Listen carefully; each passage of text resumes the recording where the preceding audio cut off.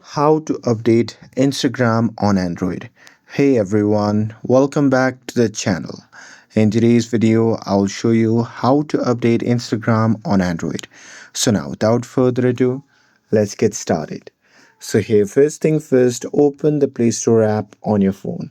And now here, once you are inside the app, just tap on the search icon shown in the bottom right corner of the screen.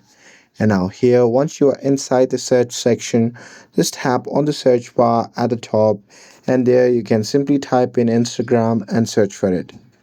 And now here on the search result, just tap on Instagram, and now here, as you can see, I have already updated the Instagram to the latest version. But if you haven't, then what you can do is you can just tap on the update button to initiate the update process for Instagram.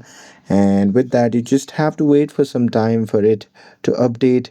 And here, once the Instagram app is updated, you can just tap on open to launch the app. And that's it.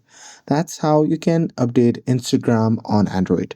With this, if you found this video helpful, then don't forget to like, share, and subscribe to get updated for more videos.